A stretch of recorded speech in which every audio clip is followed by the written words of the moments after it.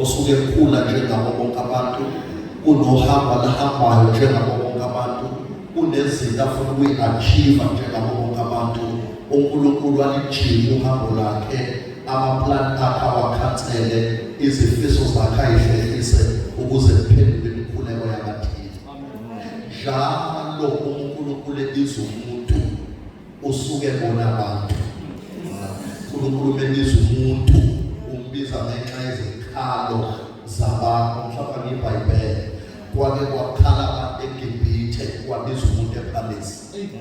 Abakhali lokho sePhalesi, ujatshuliswa ukubizwa ngendodana yendodakazi kaFaro, une-status nefa elicacileyo.